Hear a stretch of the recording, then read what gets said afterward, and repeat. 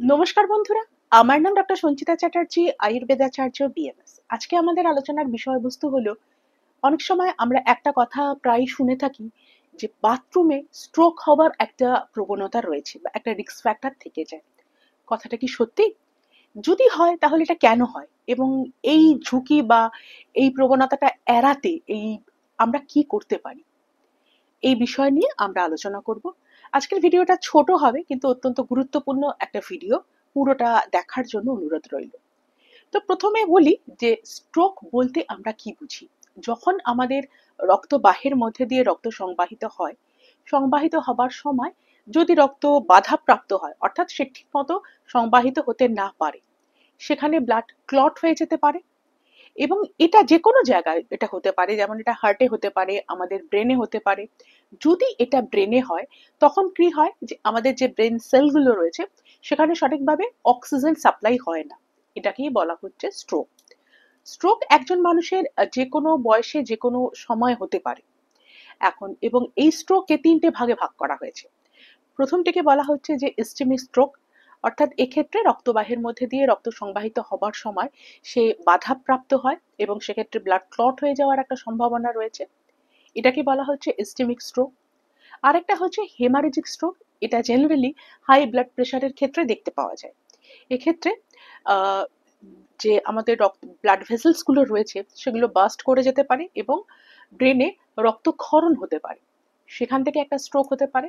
আরেকটা হচ্ছে যেটাকে আমরা বলি যে ট্রানজিয়েন্ট ইসকেমিক স্ট্রোক, অথবা এটাকে মিনি স্ট্রোক বলা হয়। অর্থাৎ এক্ষেত্রে যে স্ট্রোকটা হয় সেটা একটা টেম্পোরারি স্ট্রোক হয়, অর্থাৎ পার্মানেন্টলি এক্ষেত্রে ইন্টারাপশন হয় না।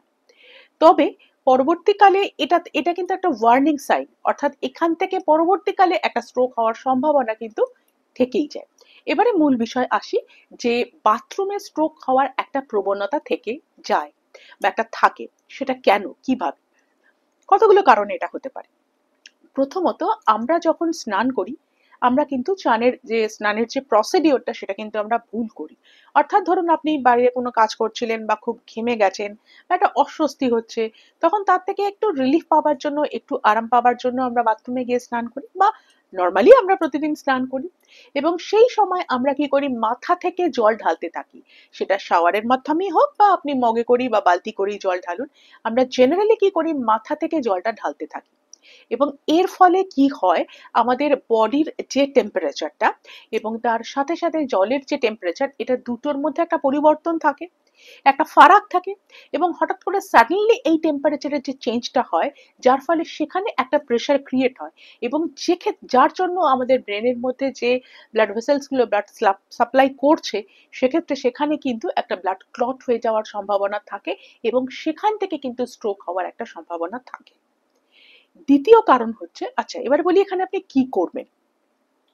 এক্ষেত্রে যখনই আপনি স্নান করবেন, এটা সবসময় মনে রাখবেন, স্নান করার নিয়ম হচ্ছে, জলটা যখন ঢালবেন সেটা প্রথমে হাঁটু থেকে ঢালবেন বা পা থেকে ঢালবেন।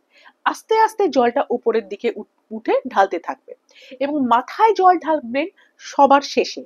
যদি আপনি শ্যাম্পুও করেন, সেক্ষেত্রেও কিন্তু সবার শেষেই মাথায় জল ঢালবেন। এবং খুব বেশি সময় ধরে জল ঢালবেন না, স্নান হয়ে যাবার পরে দ্রুত বেরিয়ে পড়বেন এবং ভালোভাবে মাথা মুছে নেবেন। এবং স্নান করার পরে পরেই এসিতে যাবেন না, এটা একটু মেনটেন করতে হবে।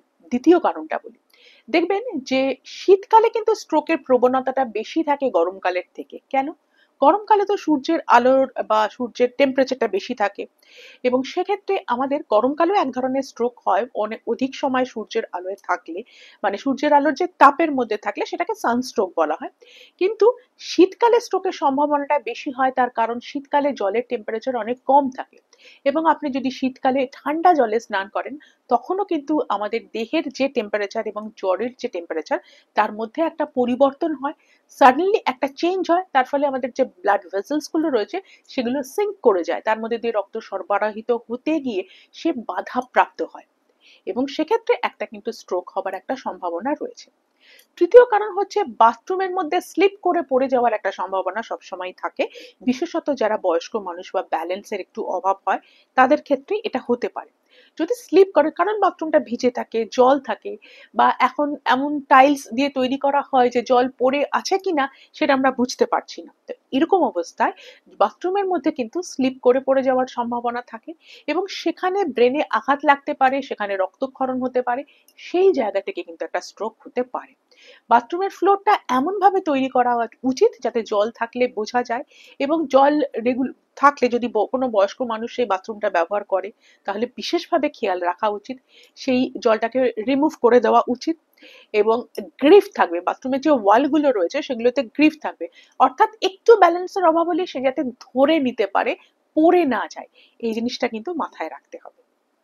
এরপরের কারণ যেটা বলবো সেটা হচ্ছে যে ব্যালেন্সের অভাব মানুষের অনেক সময় হয়, এবং বাথরুমে অনেক সময় আমরা খুব এমার্জেন্সির মধ্যে দিয়ে বাথরুমে যাই, অর্থাৎ একটা আর্জেন্সি রয়েছে, দ্রুত যেতে হবে, এবং সেই সময় কিন্তু ব্যালেন্সের একটা অভাব হতে পারে এবং সেখান থেকে মানুষ পড়ে যেতে পারে। সেই জিনিসটা খেয়াল রাখতে হবে।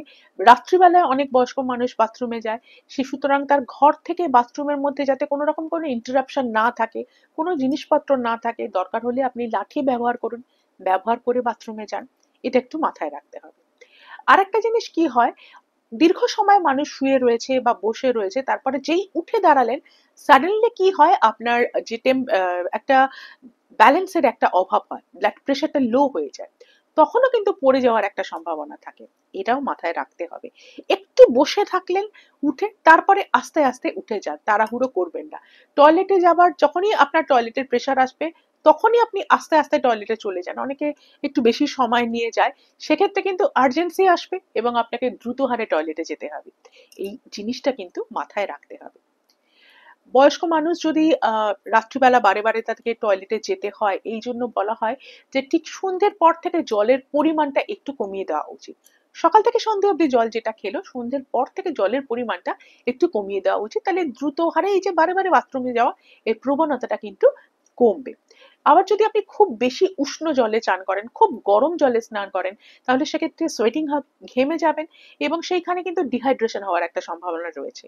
ডিহাইড্রেশন হলে ব্লাড থ্রিকার হয়ে যায় এবং সেক্ষেত্রেও কিন্তু এই স্ট্রোক হবার একটা সম্ভাবনা থাকে। এক্ষেত্রে পর্যাপ্ত পরিমাণে জল খেতে হবে, অর্থাৎ আপনাকে হাইড্রেট থাকতে হবে, ডিহাইড্রেশন যাতে না হয় সেই জিনিসটা লক্ষ্য রাখতে হবে। হাই ব্লাড প্রেশার হলে অনেক সময় এমন মেডিকেশন দেওয়া হয় যাতে ইউরিনেশনটা বেশি হয়, ইউরিনের পরিমাণটা বৃদ্ধি পায়, সেক্ষেত্রেও কিন্তু ডিহাইড্রেশন হওয়ার একটা সম্ভাবনা থাকে, সেই দিকটাও কিন্তু খেয়াল রাখতে হবে, জল বেশি করে খেতে হবে। আরেকটা কারণ হচ্ছে টয়লেট স্ট্রেন।